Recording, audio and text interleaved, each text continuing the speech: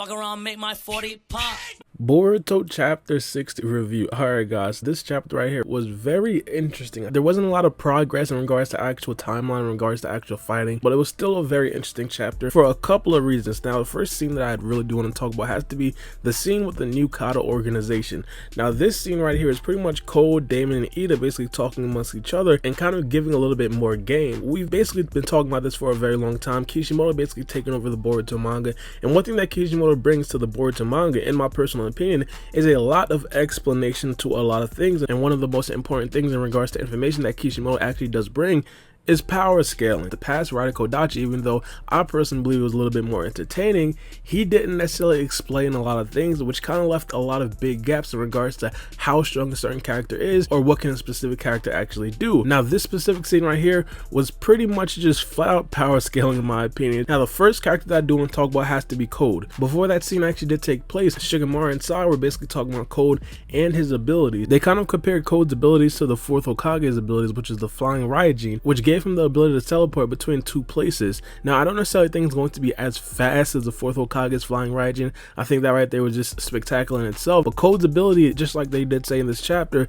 is definitely comparable. One of the interesting things that I definitely do want to know about this is what are the actual drawbacks. We learned from Itachi and from multiple shinobis back in Naruto that every single jutsu has a weakness. So for example, does this teleportation jutsu take up a lot of chakra from Code? If so, how many times can he actually do it, and is there a time interval between when he does it the first time and exactly when he does it the next time? Now, not only that, Code also talked about how he can actually only pull one person through the claws at a time. Again, this right here is just more information being added to Code's abilities. Alongside that, Code actually said that he can't necessarily pull somebody through the claw while he himself is actually going through the claw. So he can teleport himself, but then he can reach through the claw and then pull other people through the teleportation one at a time. And what it looks like is that size isn't necessarily going to be a factor, mainly because he did pull Bug through one of the claw marks, and Bug is noticeably bigger than the claw mark that he did leave on the floor. So hypothetically, can Code actually pull like a tailed beast through one of the claw marks and he teleport like a full tailed beast? And if Code can actually teleport a full tailed beast, again, the weakness is that actually going to drain a lot of chakra from Code, or does it just not even matter? These are going to be some things that we can definitely look forward to kind of see exactly how Kawaki, Boruto, Naruto, and Sasuke can eventually beat Code. Now, Daemon, on the other hand, is a completely different story because it seems like he might have lied in the last chapter. Now, Daemon's abilities is pretty much just reflection. Now, we originally thought that he could only reflect killer instinct, and on my last chapter review, I talked about how there was a very good possibility that Boruto and Naruto would probably be able to beat Daemon because they rarely fight with killer intent. Now, what we've seen from this chapter right here is that Code actually tried to put a move on Daemon, and Daemon reflected that without him even really knowing, or we think Daemon didn't even really know. So we could potentially draw two different things from this. The first thing being is that Daemon can reflect pretty much all attacks, not just attacks with killer intent, and two, Daemon can also unintentionally reflect things. For example, when Daemon is not necessarily paying attention and someone tries to attack Daemon, it automatically gets reflected. His abilities honestly are going to be very interesting to follow along as well. For example, is there going to be a potential timeline to where he can actually reflect different attacks?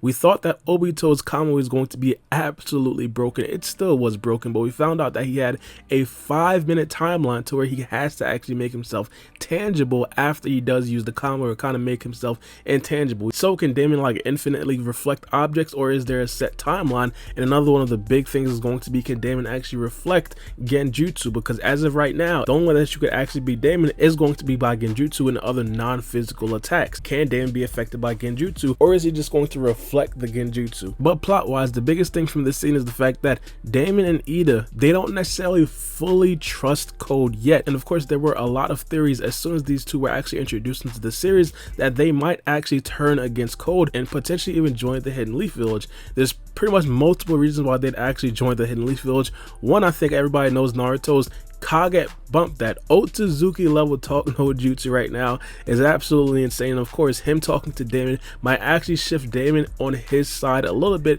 And of course, Ida herself wants to find love within either Kawaki or Boruto. So of course, that right there is definitely going to be something that we do have to look forward to, especially because we understand that Code is not necessarily going to be able to beat either Daemon or Edith. So literally they could pretty much do anything that they want, and Code can't really, you know, force them to do something that he wants them to actually do. Now the biggest thing coming into this chapter is going to be the interactions between Amado and Sumire. In the last chapter we found out that Amado was even more sus than Aiden Ross, but it turns out that absolutely nothing came from that in this chapter right here. In fact, Amado did actually double down and even triple down on the fact that he's doing everything for the Hidden Leaf Village. But the most intriguing part of this scene has to be where they introduced a brand new Cyborg. Now the Cyborg itself was still enclosed into the case, and we still don't really know exactly what it's going to be. Now from me first seeing it, I think it looks a lot like Delta. With the silhouette that we do see, it looks a lot like Delta's hair, the curly hair that we do see her have. Now I'm not necessarily saying that it's going to be Delta 100%,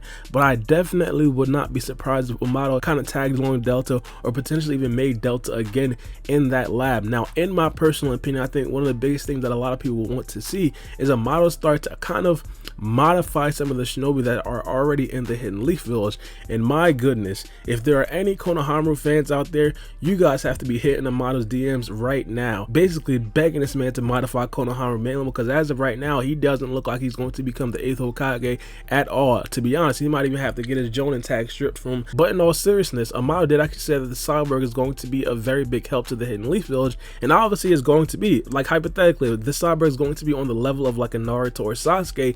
It is going to be absolutely huge when it comes to combating the new Kata organization, and even bigger than that, other Otsutsuki members that potentially try to come to Earth. Naruto and Sasuke right now, they're on a completely different level, and obviously we understand that Amado has the ability to make Cyborgs even stronger than the level of Jigen. So hypothetically, this character or this Cyborg right here can actually be way stronger than Naruto and Sasuke, and for them to actually be on our side would be insanely huge. And I think the best way to kind of ensure that the Cyborg is going to be on our side is going to be for this Cyborg to potentially be a modification of a ninja that was already in the Hidden Leaf Village. For example, I know this right here is not necessarily going to be the case, mainly because we've seen this character in this chapter right now, but hypothetically if Shikamaru is a person being modified and is a person that was actually the Cyborg, we know for sure that he's going to be 100% loyal to the Hidden Leaf Village. But if it is not a modification of a Hidden Leaf character, we kind of really don't know. We literally already seen Amado deceive the person that he's working for already by creating Kashin Koji, who was under the guise of actually working in the Kata organization, but secretly scheming to actually take down the leader of everything, which was Jigen. But getting off of that, another huge part of this chapter was of course the Kawaki part. Now I don't necessarily want to talk much about this mainly because I personally believe that there's not necessarily a lot of plot behind it. Now I'd be completely honest with you guys if I'd say that this part of the chapter was not satisfying. It was definitely satisfying. I think one of my favorite parts about this has to be when Kawaki actually tried on the Hidden Leaf headband, and of course this has been a very big debate on Twitter for the past couple of days, which style looks better for Kawaki. I personally believe Kawaki wearing the headband around his neck definitely looks a lot better. I think if he wears it around his head, it kind of makes him seem like not himself. It kind of makes him seem a little bit obedient to the Hidden Leaf Village. I think him wearing it around his neck kind of fits his overall personality. Let me know what you guys think about that in the comment section below. But regardless, Kawaki kind of resolved himself to something very interesting. He pretty much says that he wants to stay in the Hidden Leaf Village mainly because he wants to protect the people who actually recognized him. But a very interesting thing happened at the end of the chapter. Kawaki did actually say that he knows a way to actually get stronger and actually help the Hidden Leaf Village and Naruto. Now I don't really know exactly what he means by this. Let me know what you guys think about this in the comment section below, and I'll most likely make another video basically only talking about that and how Kawaki could potentially get better. Right before he did actually say that, he said that he doesn't necessarily need the Karma Seal. So as of right now, it doesn't necessarily look like he's going to actually acquire the Karma Seal just yet. So I really do want to know exactly what Kawaki is actually planning to do right now. But let me know what you guys think about this whole chapter in the comment section below. It's me, your boy Baara B, and we out. It's a knife.